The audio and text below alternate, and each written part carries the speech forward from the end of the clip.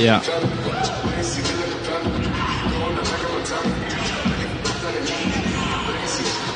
Just a true testament of how tremendous for both of these teams to execute this. And, of course, just a handful of players for both these teams who were fortunate enough to be entering the league as Kobe finished up his last couple of seasons. And as we said, EJ, the chance of talk one out apropos here, right? Kawhi, obviously a lot of emotion for everyone tonight coming into this game. How are you guys able to stay focused? Oh, man, you know, just wanting to win the game, want to finish out the road trip great. You know, just knowing him personally, I know he'd have wanted me to come out here and try to ball and, you know, still just be great. So, you know, that's what I tried to do tonight. Can you describe the mood amongst your teammates? I mean, everybody's sad, you know what I mean? You know, words can explain his impact he had on this floor. You know, the emotional impact he had on everybody, you know what I mean? You know, we're a team from LA, so we know LA's history with him. And, you know, I mean, it's just sad. It seemed like both teams tonight, both the Clippers and the Magic, came out a little out of sorts, probably because of the news today. What was the key in getting you guys to recover and to win this game and end the road trip on a positive? I mean, you know, before the game, we ran out the clock 24 seconds, you know, for Kobe, and then they got a half-court violation, 8 seconds to do a tribute towards him. So, you know, just things like that would just, you know, keep the game out of whack. And, I mean, like I said, just, you know, you end up getting your adrenaline running, and you just got to play basketball. That's our job. But, you know, it's sad. He's going to be missed. I think it was hard for all of us to do our jobs today, though. Thank you, Kawhi. Yep. I'm just going to make a brief statement on behalf of the Nets organization, and we'd like to express our sincerest condolences to the Bryant family and everybody affected by the tragedy.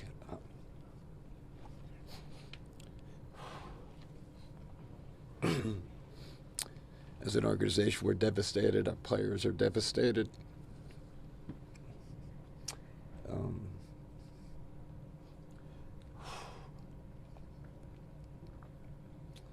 We have a player that was very close to Kobe. That's our thoughts and prayers are with him also. Just a tough time for the NBA, for all of us. But that's really all I have to say. Nothing. Thank you.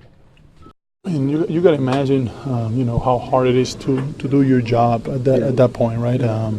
Because you're not thinking about work, you don't think about profession, you don't think about points or anything like that. You think about life and what's really important, the bare necessities for you as a human being, and how fragile and how all that can be gone in a split second.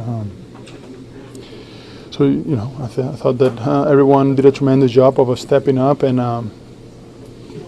trying to put, you know, everything together. But at the same time, it was you know, you think about, you know, his family and his friends and the situation that they're going through. So you just want to go home and kind of kiss your kids and your wife, and, you know, the rest is just irrelevant right now. We are all in shock. We should, you know, cherish how lucky we are sometimes, and we get so deep in our jobs, in our profession, about, you know, contracts, points, minutes, all-stars, whatever, that you kind of forget what's really important in life, and how can all be gone in just, you know, an accident. And so, you know, to me, it's all, I just want to get home and kiss my kids.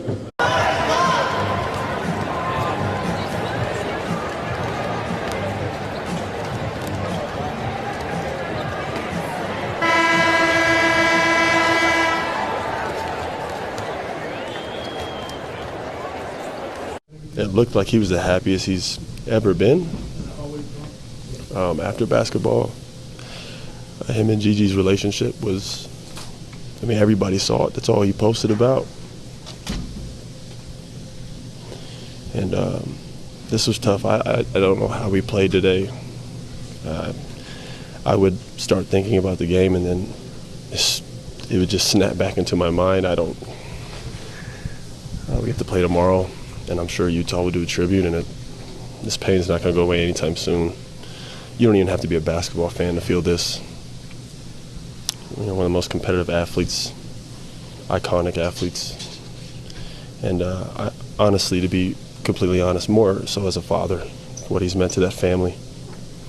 I'm going to pray for Vanessa and the kids. And may he rest in peace, man. This was tough. Today's that day.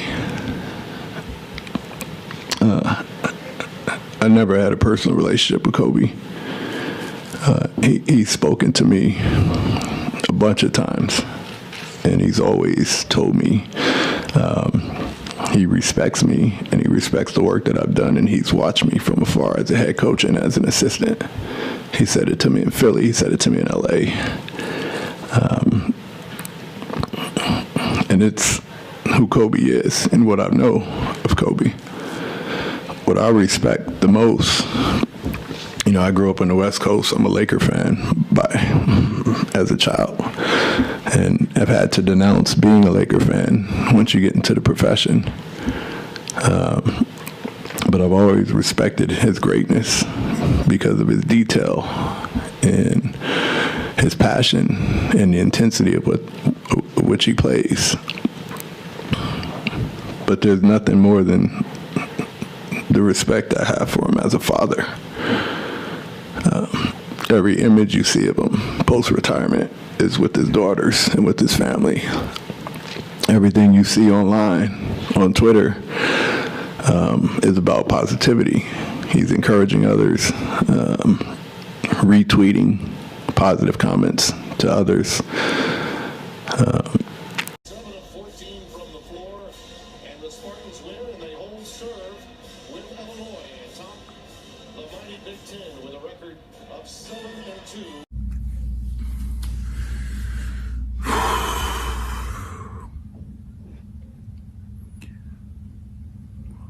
Today is one of the saddest days in my lifetime. It seems like a bad dream that you just want to wake up from. It's a nightmare.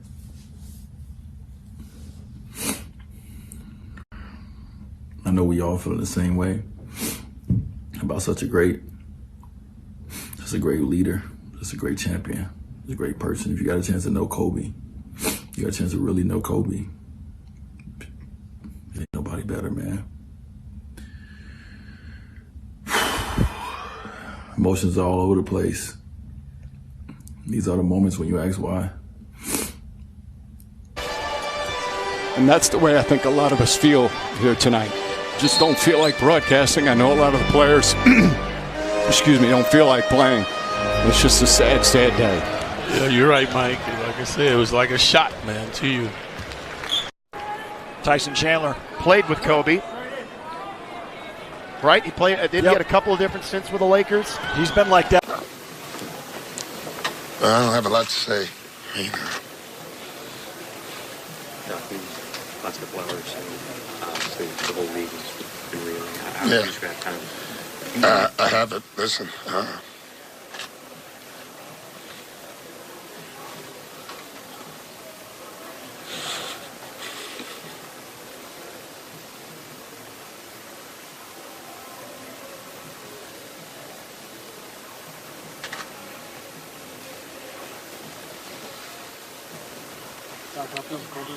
Play a game right now. I don't know.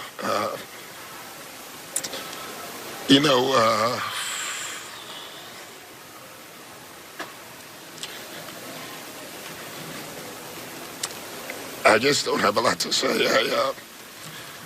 The news is just devastating to everybody who knew him, known him a long time. And You know, he means a lot to me, obviously.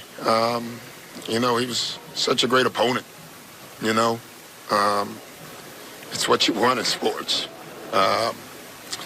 He had that DNA that very few athletes can ever have. You know, the Tiger Woods and the Michael Jordans.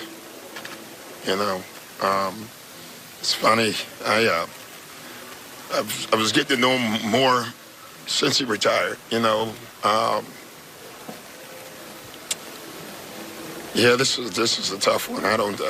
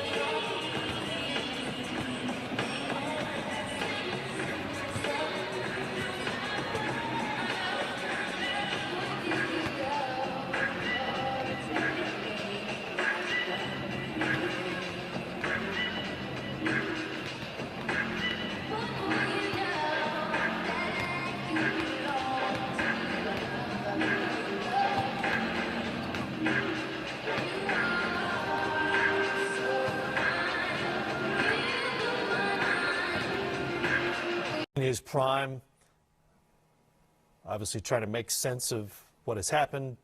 Tim Duncan, who had so many great battles with your Lakers, Brian, in the playoffs. Becky Hammon, Greg Popovich. Just a tough day all around.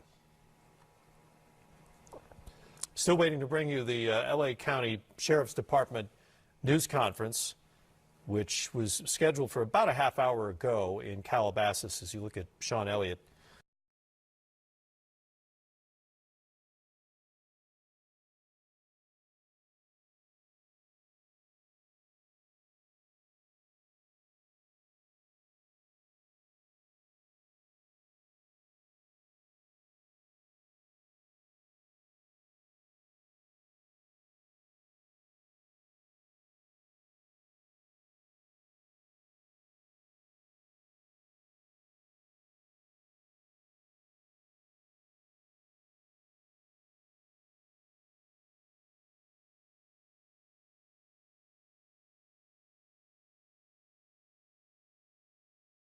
With the tragedy of losing Kobe and Gianna Bryant, he was very much a fan of yours. He's talked about it before. What did he mean to you growing up? He meant a lot to me growing up.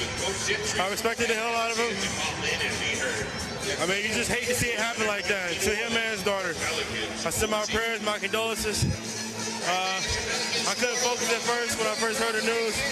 It was tough getting out there at first, but, man, I just send my prayers for the family. I'm sorry it happened like that. You certainly were able to focus.